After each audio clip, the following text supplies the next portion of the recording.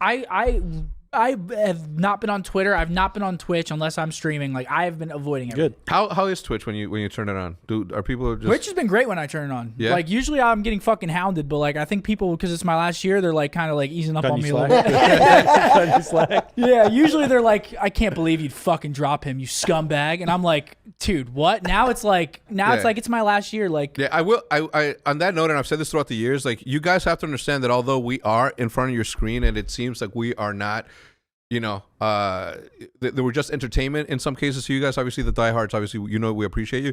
Like there are inner relationships, like actual friendships that get developed through all these things. So it's not as easy as just dropping somebody because of their attitude or dropping somebody because of their lack of skill, which in this case it wasn't. Like there are. Man, I've teamed with Brandon for this would be my 3rd year now. So like, you know, we've been through a lot together, and like it wasn't easy. We had like an hour call with him, us 3, and it was fucking not fun. Yeah.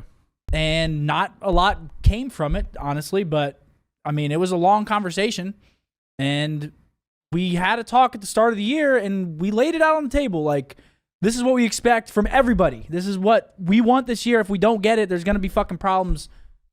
There were problems. And that's as simple as it was. That's why I wanted Ray to say it's not performance-based, because it's not performance-based at all.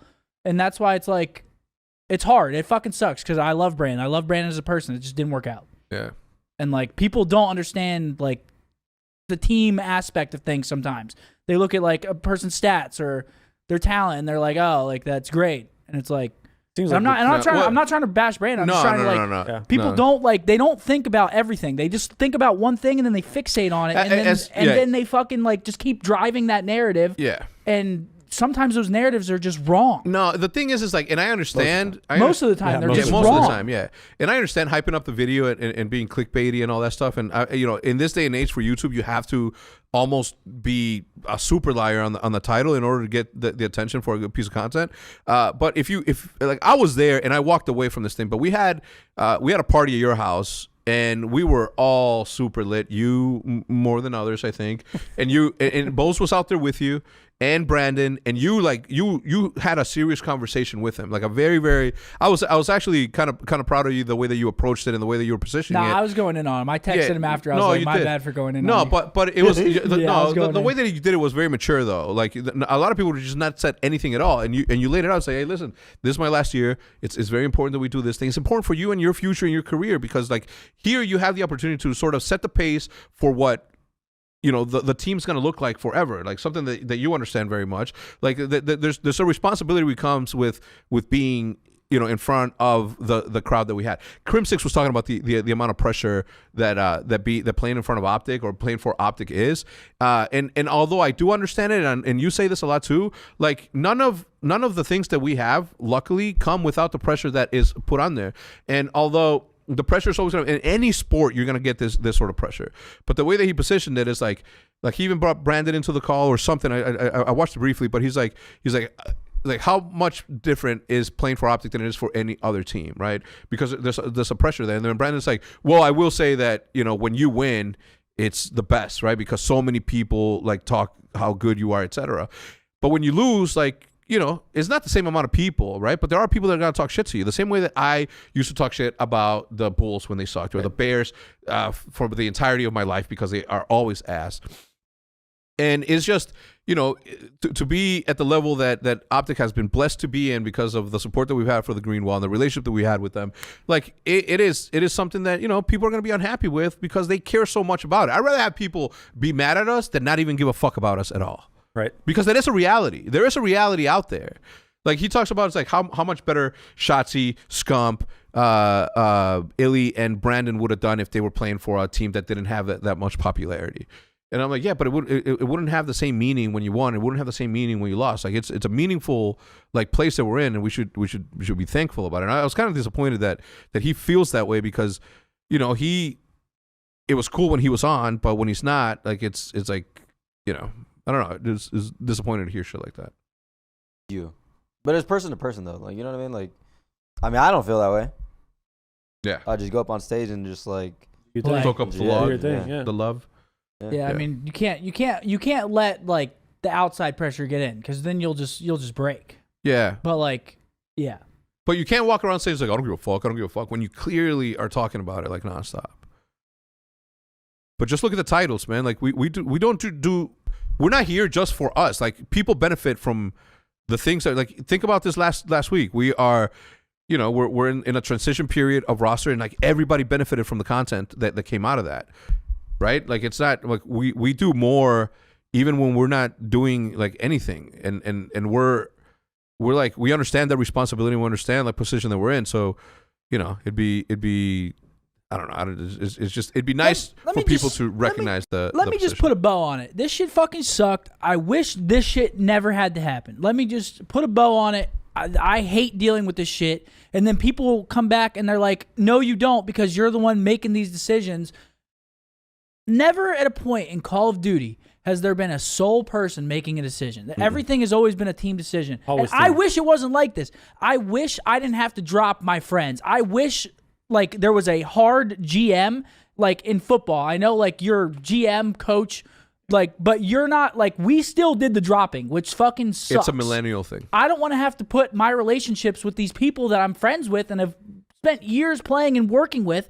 I don't want to jeopardize our relationship like I've had to do a bunch of times because I'm like, you know what I'm saying? Like, dude, I was talking to Hitch about this, and I'm like, what sucks about this is that, the way that I see it is like the amount of work that gets put into like shows like these or what we do, and the audience that we bring to personalities like Krim, like Clay, well, at the time Clay, Krim, Brandon, like these are people that are loved by the Green Wall, and if they were retiring, this is a perfect place for them because there's thing. But the second that they start talking shit about the fans, I can't bring them back. Like, I'm not gonna say the name of the player, but this one player hit me up. He's like, "Hey man, I'm looking to move, and OpTic seems like a good home for me." And I'm like, dude, you and your girl have actively for the past couple of seasons been talking literal shit about the Green Wall because you're the opponent of the Green Wall. Right. And I get that it gets frustrating sometimes that some of the toxic people, call it 1% of the Green Wall is toxic, that goes above me, because I don't support those people. You can't talk shit about the fan base and then expect to be loved by the same fan base. So for me, like, letting go of Brandon, a fucking fan favorite, a Hector favorite, that shit sucks. Like, yeah, man, it's nobody bad. wanted to do it. It's not good for business. Nobody wanted to do it. Like, but we had to do it. Nobody wanted to do it. If we wanted to do it, then we would have done it in the offseason and not come back on it. Like, that's why it was such a hard decision. Like we overly tried. Yeah. We tried to make that shit work and we couldn't. And it fucking sucks because now people look at us like we're bad guys. But trust me, we didn't want to do it. Like, it just had to be done. I don't know. I just from my perspective, the amount of work that we put in with these players, for me to just let them go and take some fans to another team, like it's just never a thing. Like I would have loved to have Krim back, but it's like, I don't know if it's like it's gone too far in some cases, right? Like I just sometimes it's just unmendable. Sometimes you can't make it work, and that's like, we did our best to make it work. We genuinely did. We did our fucking best, and that's all we can do at the end of the day, and we're still getting scrutinized for things. And it's like, that's why it's frustrating, because we don't talk about this shit a lot.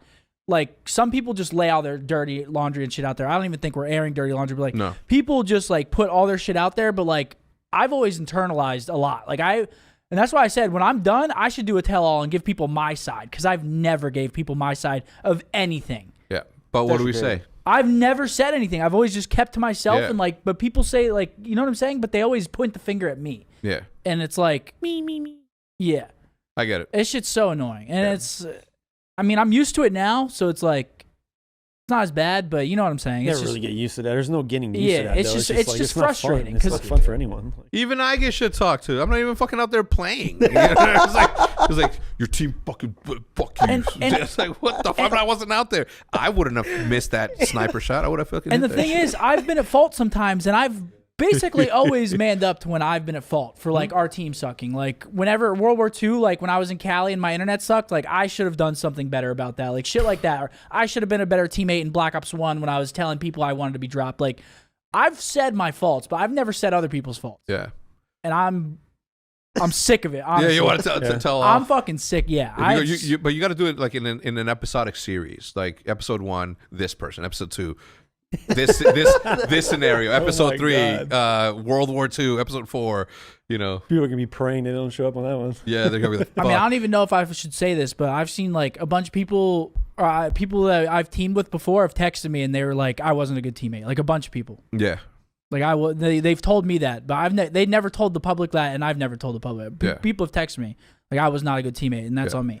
And then they go somewhere else, and then they be a good teammate because they're not on OpTic anymore. And I think that I'm just too nice, maybe. My thing. With, I don't know. Like my thing with Brandon. I don't know. My thing with Brandon, and I guess we could put a ball on it, is like I called his mom and I'm like, hey, like I'm like, you know how this thing goes. I love you guys, and I love Brandon, etc. But it's like now Brandon is gonna go to a different team. Who knows? And he's gonna try. I guarantee you, because now he's a why fire. not try that with us though? Like that's like what I'm saying. you know that you're gonna go on revenge tour. Like what? Why? Why don't you just do what? Why don't you just work here? Yeah, like, that's what blows my mind. And people love that shit, and then they cheer them on to beat us, and it's like, dude, it's so fucking annoying. It's so annoying. Like I would have loved that here. It's so fucking frustrating, dude. People don't understand. It's so frustrating. But I don't want to talk about it anymore. We've talked about it. This shit is annoying.